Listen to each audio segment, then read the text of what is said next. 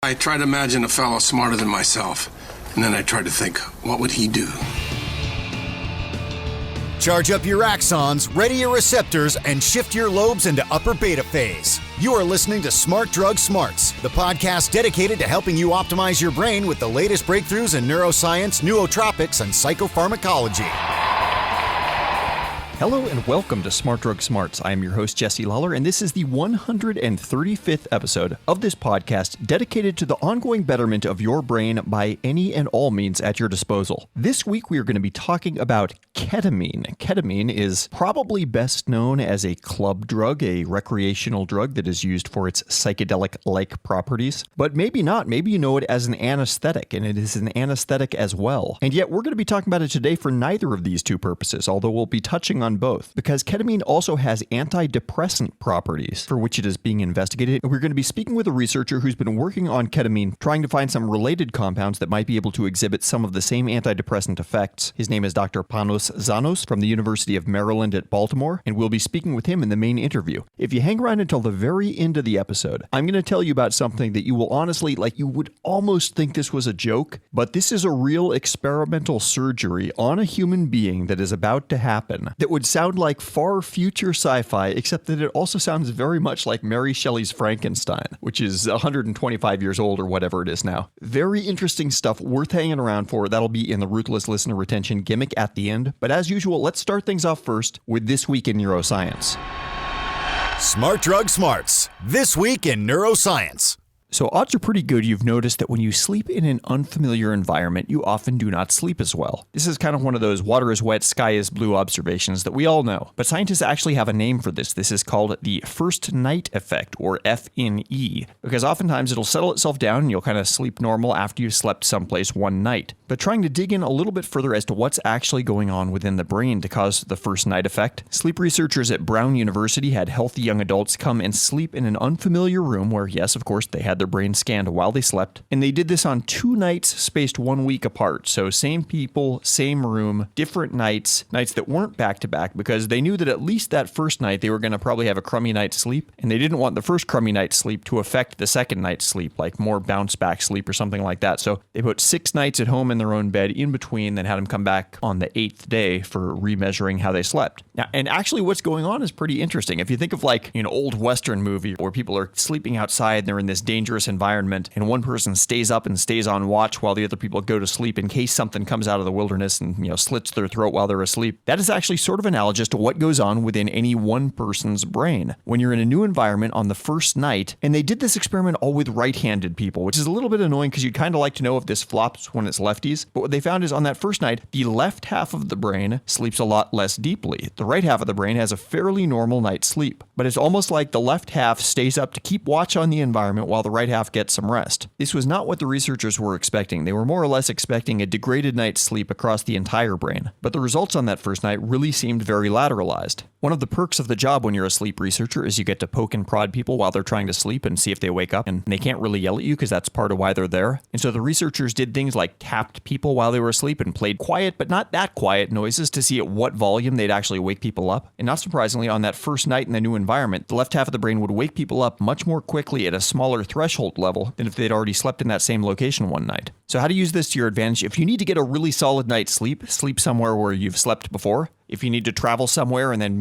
be sharp for a business presentation or something like that, add an extra day to your travel schedule. Get there 1 night early, so it's the day after your second night's sleep that you do anything where you really, really need to be on your best performance. Now that the researchers have identified part of the mechanism behind the first night effect, they now plan to try to identify whether certain types of insomnia might actually be caused by people that are experiencing something akin to the mechanism of the first night effect on every single night of their life, which would be a really interesting finding.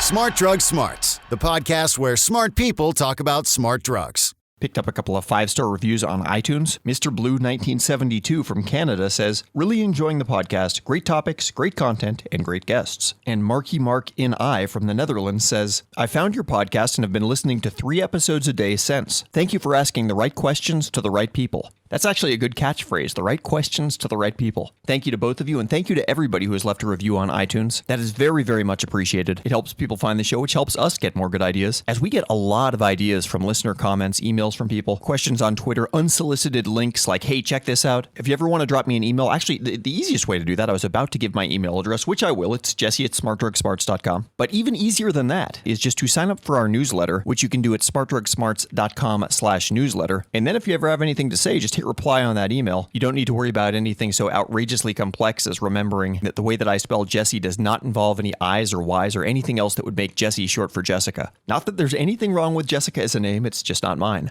I am back on the horse after several weeks away from Nexus, the aniracetam-based nootropic supplement that we have over at axonlabs.io. Nexus also has a sister compound, mitogen, which I didn't start taking again this week. I kind of wanted to stagger my restart of those two, feel one in the absence of the other. I'm not sure if we ever established whether those are sister or brother products. Sister sounded right. I don't know, naval vessels are always women. Maybe nootropics are too. But anyway, mitogen as well as Nexus can be found over at axonlabs.io. If you want to check out either or both of those, we'd be more than happy to have you do so. We are wildly enthusiastic about both of those. For me, Nexus is a bit more about creativity and mental clarity. There's not really so much of a physical energetic component to it, whereas mitogen, which gets its name from mitochondrial generation, is a mitochondrial support supplement and definitely has a physical energy component to it, as well as having sulbuthiamine, which a lot of people take as a nootropic standalone. Anyway, if you're curious about either of those, you can find them both on the web at axonlabs.io. But shifting now from legal supplements to scheduled drugs, let's move on to talking about ketamine in our main interview. Smart Drug Smarts. So I'm about to be speaking with Dr. Panos Zanos. He is a postdoctoral researcher at the University of Maryland at Baltimore. And we're going to be talking about ketamine. Ketamine is a drug known by a lot of different names if you go on the street looking for it. It is a recreational drug known, among other things, as K, Kit Kat, Special K, Ket, pretty much anything you can think of that starts with the letter K. However, it is also a widely used anesthetic. It's listed as one of the 100 most important drugs for any hospital anywhere to have because it is so useful as an anesthetic. But we're going to be talking about it in a totally different context right now, which is the context of antidepressant. It's a drug with strong antidepressant properties, and for the last couple of years, Dr. Zanos has been trying to figure out exactly how it is doing what it is doing within the brain to exhibit those antidepressant effects, and if there might be a way to make those longer lasting, easier to administer, and minus some of the psychedelic effects that typically come with the drug. Couple of points worth talking about before we jump into this interview. Early on, we throw around the term dissociative as far as a dissociative drug, when we never really define that. But a dissociative drug is essentially a drug that gets you high. At low doses, it might make you bewildered, have altered perceptual senses. At higher doses, it might make you see and hear things that aren't there, feel like you're out of your body, have feelings of euphoria or extreme paranoia. Pretty much the classic reactions you would expect with the psychedelic drug. So anyway, when we say dissociative, that's what we're talking about. Also, Dr. Zanos is originally from Cyprus. He's got an amazingly great accent, but there are a couple of words that he's going to drop that might be a little bit hard for your American ears, if you are American, to pick up on the first go-round. So I'll give you a bit of a Rosetta Stone right now. There's a few times where you'll hear something that sounds like rabid, like a rabid dog, but that was intended to be rapid, like moving very fast. And also a few times it sounds like he might be saying in using, but that was meant to be inducing, like to induce something. So apparently they've got softer consonants in Cyprus than we do in American English, and that applies even so far as Dr. Zanos' name. His first name is Panos. I think I'm saying that right, which is spelled with a P like piano or Peter, but it's kind of a soft P sound, kind of like halfway between a B and a P. Panos. But anyway, with all that as a long lead in, let's go into the interview now with Dr. Panos Zanos. Ketamine was initially started as anesthetic, and it was like the safest anesthetic because it wasn't like life-threatening and it wasn't like an edge of a dose that will kill somebody. So they wanted something that would be a good anesthetic but with no life-threatening effects. And this is how ketamine started its progress towards clinical research. As anesthetic, ketamine, as I said, is kind of safe and has been widely used in most children, since ketamine has a dissociation effects and it's easier for a child to have these dissociation effects instead of a grown-up. As a recreational drug, as generally like all of the drugs of abuse and all of the drugs that are used as club drugs, ketamine had its own place there, and people using ketamine, they're feeling like that they're dissociated from their body and they're feeling this high, they're like in another world. But I know that it has abuse liability, still nothing says that has addiction liability. So there are no evidence of ketamine being addicted. Anesthetic versus recreational use, is that just a difference in dosage or is the route of administration different? I think it's everything different. How ketamine is used in clubs, for example. Some people will sniff it, some people will inject it intravenously, and for the anesthetic part, it's mainly intravenously, and for recreational use, it like sniffed, and I think this is the main route of ketamine use. When it's used anesthetically and it's injected, is that like a localized anesthetic or does it generally affect the entire body? It generally affects the body's general anesthetic. It can be used for surgeries, it can be used for small procedures. For animals, for sure, it's very well used for surgeries and stuff, but for humans as well, mostly, as I said, in children, but in adults too. For anesthetic use, hopefully people aren't getting anesthetized too often, but are there particular downsides for repeated use for somebody that would be using it recreationally, say on a semi-frequent basis? What happens if somebody makes a habit of this? There are no like evidence of something specifically that happens. It's not like morphine or cocaine that we know exactly the consequences and their withdrawal effects. I'm sure that ketamine, like using something that will change your brain pathways again and again and again, these will make some bad effects for sure. However, there's nothing like very evidenced that ketamine will induce something really, really bad.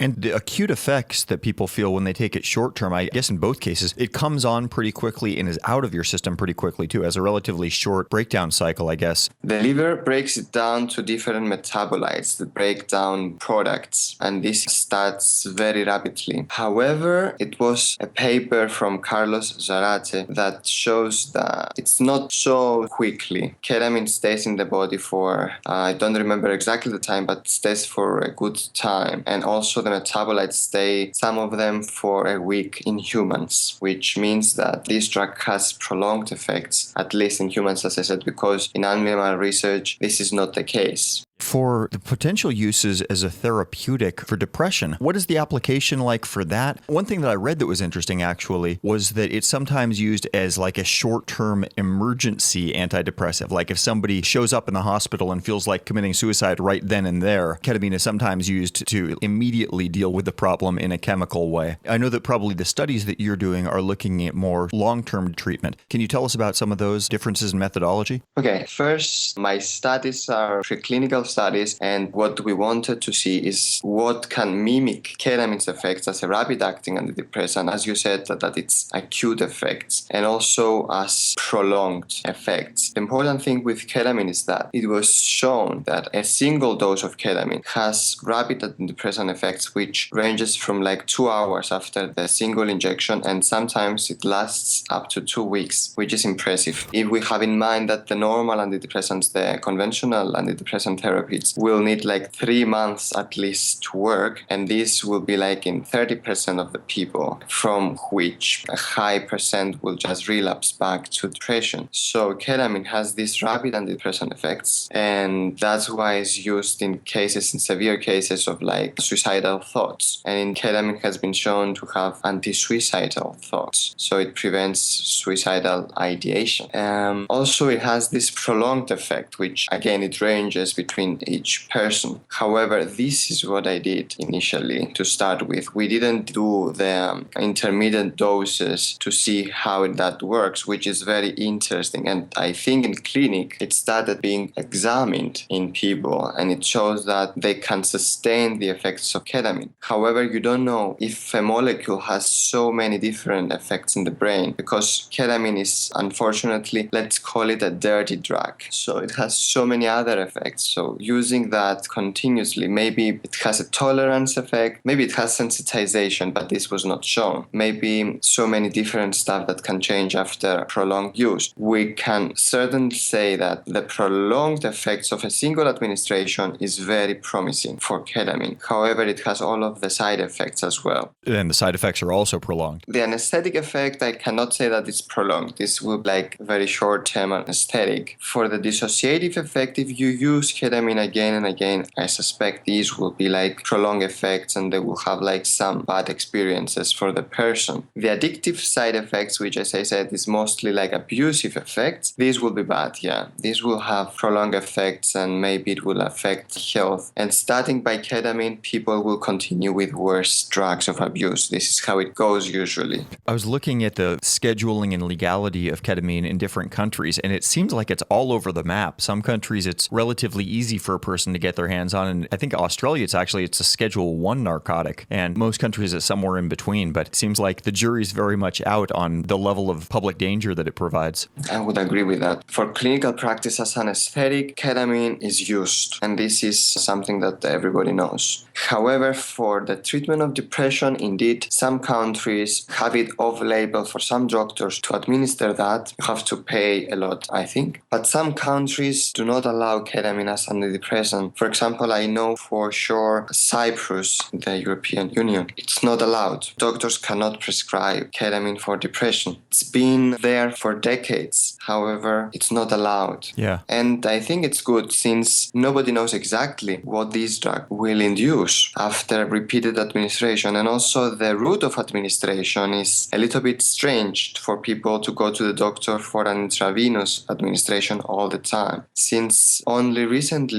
there are studies showing that intranasal administration of ketamine has effects in humans, and this is only like case studies. Oral administration of ketamine has promise. However, we don't know how the oral administration works since ketamine does not have the greatest oral bioavailability. So meaning that ketamine enters the body. However, it's been shown that we don't have ketamine levels after administration of ketamine orally. So we'll have some metabolites, yes, and not ketamine per se because it doesn't have the oral bioavailability, which makes us thinking how does ketamine works in these people if ketamine itself is not in the body. And this is another like evidence that something else is happening after ketamine administration except from ketamine itself. You mentioned there being various metabolites. Have we determined which of the metabolites are the ones that are pharmaceutically or psychologically active, or is that still sort of an open question? The metabolite story of ketamine is very limited in research. I would say that for depression, we are like among the first ones testing this. And there are so many metabolites of ketamine that obviously it's a little bit difficult to test everything. We will though. We have funding now that allow us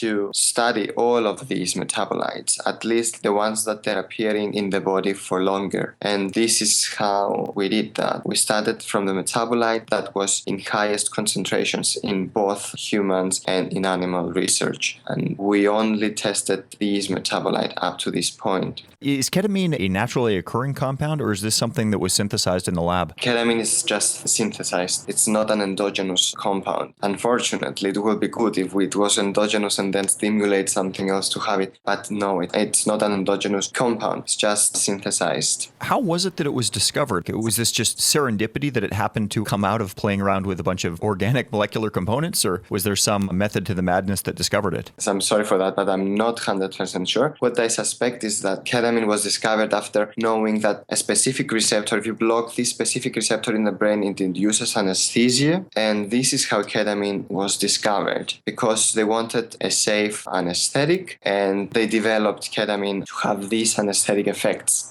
For the antidepressant effects, do we know what's happening within the brain? What neurotransmitters are getting upregulated or downregulated that's producing the antidepressive effects? So there are several theories on how ketamine works. The main theory is that ketamine induces increase in the glutamate neurotransmission. Glutamate is a neurotransmitter that is everywhere in the brain. So increasing this glutamate release in the brain is thought to underline the antidepressant effects of ketamine. This is the main theory up to now. However, there is no direct evidence that there are other theories that by blocking a specific receptor called the NMDA receptor, this by itself causes synaptic plasticity strength, and this causes antidepressant effects. So there are these main theories. And also there are other theories that involve these two other theories that I said, like BDNF release or glutamate plus BDNF release or some other neurotransmitter neurotransmission changes in the brain that will induce the antidepressant effects. However, the exact mechanism, it is indeed not known.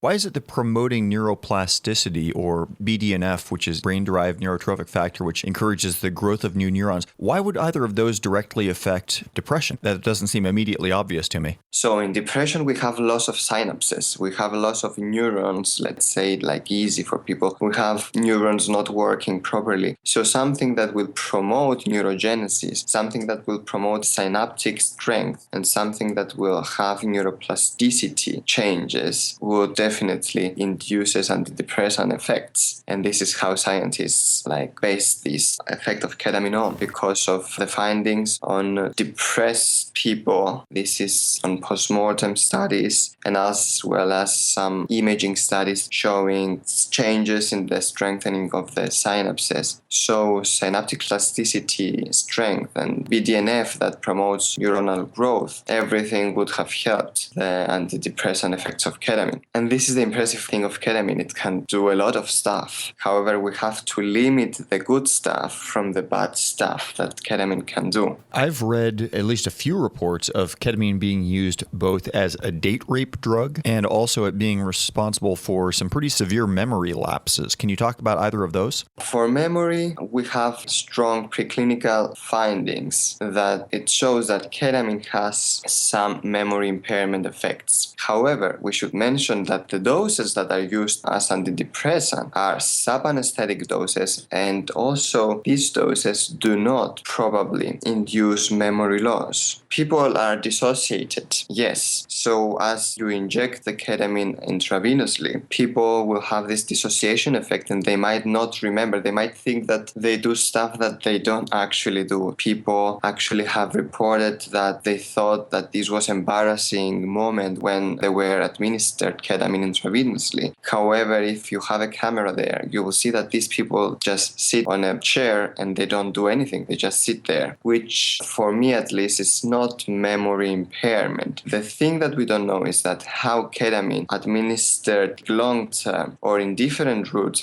example in clubs, you don't know the dose that you get. People would administer ketamine and then there are reports of people not remembering what they have done before. This is the case with alcohol as well. It depends on how much you would drink. Yeah. So ketamine has this effect, presumably depending on the dose, on how you used it, and I'm not sure about that, but also how clean it is. Because in the clubs, you don't know what you get. Are there particular contraindications, people that should never be given ketamine for one reason or another because of what it's doing physiologically? I have not read anything like that. I don't think that it is anything yet. For every drug, there is always precautious stuff that you have to make sure you don't prescribe a drug in some specific people. However, I have not heard or read anything specifically for ketamine, since it still needs a lot of research to understand exactly what is happening. However, with the metabolism of ketamine, this is what we've shown, that the metabolites are basically safer than ketamine. And as far, we did not see any side effects with these metabolites. And this is how actually these metabolites did not make it into research until now, because they've shown very early, like 1980s, that ketamine and norketamine are the active compounds inducing the anesthetic effects, while the metabolites that we have tested now for antidepressant effects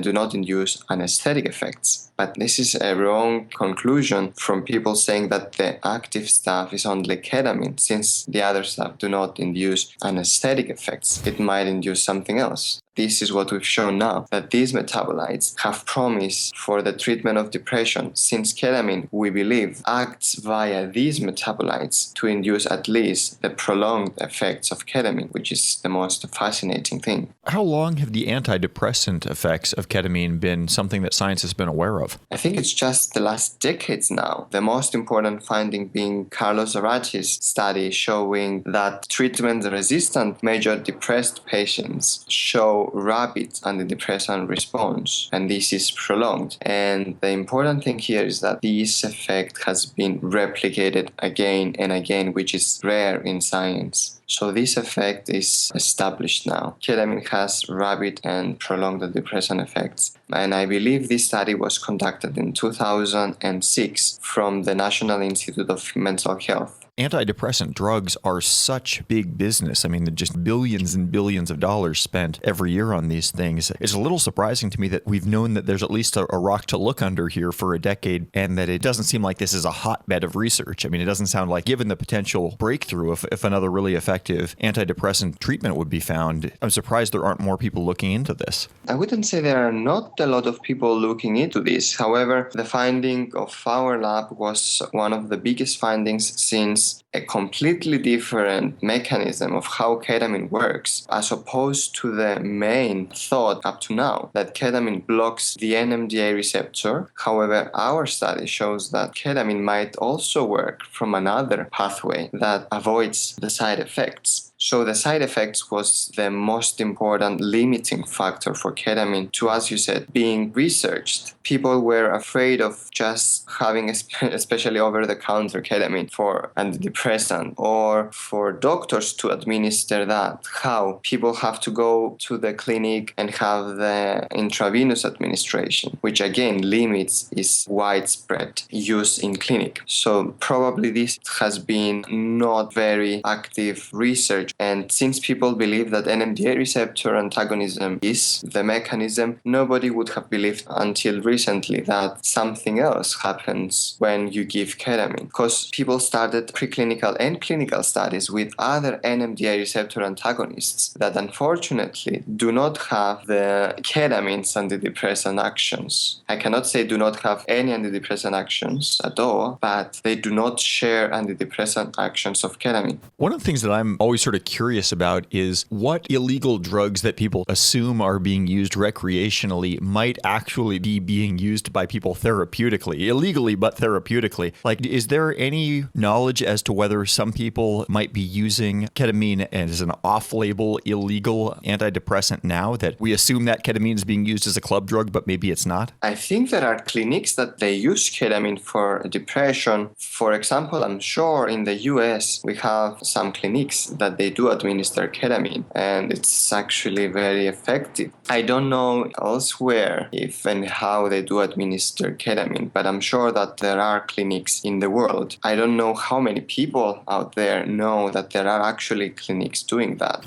However, I think like people administering ketamine off-label, since they would need a lot of money probably to get the ability to do so, probably I think it's something that would somewhat expensive. However, this is just my opinion. I'm not sure exactly how much it might cost. The drug isn't as expensive as the administration of having the medical personnel and things like that. Yes, and you might need to go back and back and back, since the maximum effect, which is not like something short, however, it's like 1 to 2 weeks, and then what? Then you might need another administration, another session, so you will need to pay again and again, and it's not an easy route of administration. Maybe now that intranasal might have some more promise, which is much easier to use, and again, you cannot give something that has various side effects to somebody having at home as an intranasal spray. This is my opinion, as I said. It's a little bit dangerous. All the drugs generally have like side effects. However, FDA, in order to approve that, it means have a lot of research, and they have proof that beneficial effects will be so above the side effects. It's got to be worth the potential problems. Yes, I'm not sure this is the case for ketamine. The scheduling of ketamine in the US is Schedule 3, which I think is like the same as heroin, for example, is something that does have medical uses, but is also recognized as being potentially dangerous. Yeah, indeed it is recognized as a not safe drug, and that's the reason that it remains back, and people try to find something else that mimics these effects. There are some trials that they show promise, however, still there are preliminary data. And what the metabolites will have to do, and they will come into play, and it's easier for a metabolite of ketamine, which does not show a side effect, to go into actual clinic, is that these metabolites are in the body of people for long now. So we know that ketamine has these short-lived side effects, maybe some long-lived side effects. However, the metabolites of ketamine are always there because people prescribe or administer ketamine for anesthetics, for also now for antidepressant effects. And we know that these metabolites are there. So this makes it easier for the metabolites to be tested in humans, and this is the good thing. Studies are now ongoing with the collaboration of the National Institutes of Health, like toxicological studies, which is very, very important for the drug, and also some other background studies to show how this drug can be administered, if it has oral bioavailability. And also this is very, very important because, as you understand, it's much easier to have a drug as a pill that you can orally administer compared to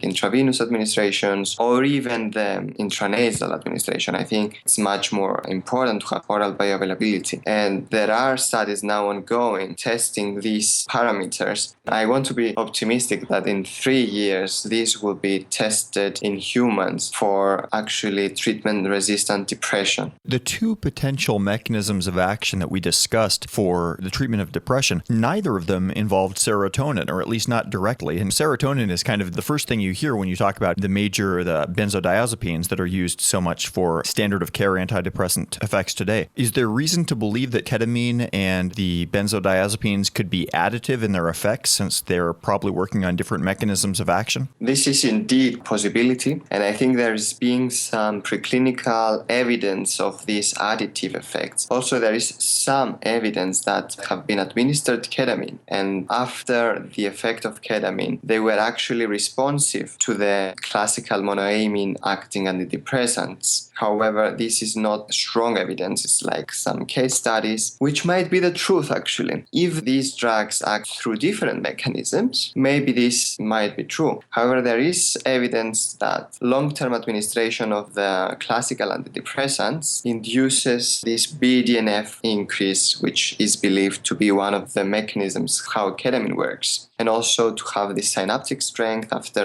prolonged administration, to have neurogenesis as well, and so many other stuff that they seem to have some connection with the mechanisms of how ketamine works. However, this has not been extensively researched. What I can say is that there is preclinical evidence as well that ketamine may act via the serotonin system to increase the serotonin levels in the brain. And this is something that we should also test with the metabolites to see whether these metabolites actually trigger release of serotonin. And if it's the case, maybe ketamine and the metabolites might have double mechanism. Ketamine acts via the glutamate and also the metabolites via glutamate, a double mechanism having increased glutamate as well as serotonin, or increased serotonin via indirect mechanisms involving as well glutamate. This is very interesting questions that they have to be answered. Smart Drug Smarts. So thank you so very much to Dr. Panos Zanos for taking the time for that interview. Really interesting conversation. You can hear the complexity in what's going on there with the effects coming not necessarily from the original compound itself, ketamine, but from the variety of metabolites that are being broken down within the body. That is a story that I've heard a couple of times just in the past couple of weeks on really different sorts of compounds. So a common theme in biochemistry and something that really highlights the complexity of everything that's going on in the body and should make us all that much more thankful when we find something that really reliably works. I mentioned at the end of last week's episode that this would be a ketamine episode, and I had a couple of people actually reach out to me saying, hey, I've used ketamine before, I'd be happy to share my experiences. Got one email from a listener I'd like to share a little bit of, just to give a little first-person information from a user perspective. This is somebody that was taking ketamine for the purposes of alleviating depression. His background is as a professional journalist, and he said, everything seemed perfect in my life until suddenly depression hit me hard just before I graduated university. I tried various antidepressants, including Lexapro, Cymbalta, and Wellbutrin, but saw minimal improvements in the drugs were very difficult to get off of. He read about ketamine and its potential therapeutic effects, specifically as they relate to depression, and he was both skeptical and curious. He says that he read entire studies done on ketamine research, and what he discovered was, by and large, ketamine worked in alleviating depression. I'm reading directly from the letter here. So I went to the highest-ranking treatment center in the country, the Ketamine Wellness Centers in Phoenix, Arizona. They administered 4 ketamine infusions in 1 week, Monday, Wednesday, Thursday, and Friday. The specific experience, they put you in a room with a comfy recliner to sit in and set up an IV in one of your arms. They have an EKG connected to you for the entire time to monitor all of your vitals, and a nurse or a paramedic sits in the room with you for the entire experience. The dosages were steadily increased from one treatment to the next, eventually reaching 0.87 milliliters per kilogram. That's per kilogram of body weight. The experience usually took an hour, but it was a wild ride every time. I asked that they play country music for me during the infusions. At times I felt very talkable and shared stories with the person in the room with me. Other times I just closed my eyes and enjoyed the experiences. Thoughts went rushing through my head, but by the time I wanted to say something about it, the thought had disappeared. Essentially, thoughts and images from your past come rushing through your brain at dramatic speed, and you begin to gain a certain clarity as to what may have been the trigger to causing all your symptoms all along. It's a very psychedelic experience and an emotional one. Since the 4 infusions, I do feel a little better, and I've started to kick the antidepressants that I've been on because I'm not a believer in those. Would I do it again? Absolutely. But it's quite expensive. It cost me $585 for each infusion. So thank you very much to the author of that email for sharing his story. Interesting hearing what that's like from the other end of the injection needle. So that is the end of our ketamine coverage, but that is not all for the show, and we've still got something very medical waiting in the Ruthless Listener Retention Gimmick.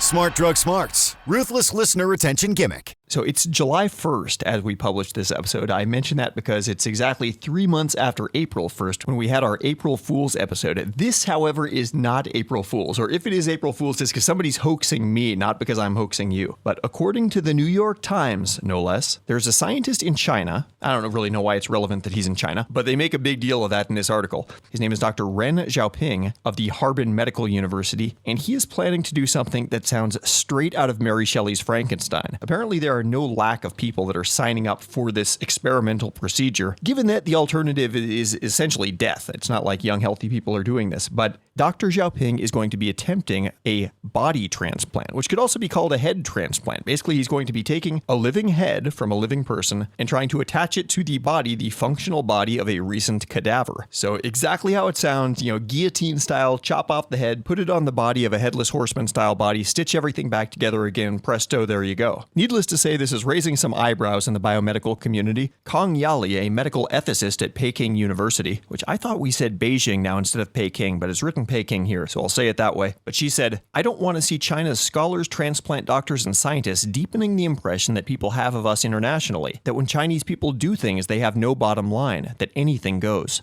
Arthur L. Kaplan, a medical ethicist at New York University, also called out China. He says, I do not trust Chinese bioethical deliberation or policy. Add healthy doses of politics, national pride, and entrepreneurship, and it is tough to know what is going on there. As for the doctor who's looking to perform the procedure, he says, I've been practicing medicine for more than 30 years. I've done the most complicated operations, but compared to this one, there's no comparison. Whether it's ethical or not, this is a person's life. There's nothing higher than a life, and that's the core of ethics. But ethics aside, the trickiness of the procedure is in the reconnection of the nerves in the central nervous system in the spinal cord between the living head and the cadaver body. Reconnecting the blood vessels that flow between the head and the body, those are hoses when you get right down to it, and nothing that medical science hasn't been doing for many decades now. But successfully reconnecting the huge number of nerve fibers inside the spinal column, that is where the rubber hits the road with this experimental procedure. And whether you like the fact that they're trying this or hate the fact that they're trying this, that will be the really interesting part to see if they can get right.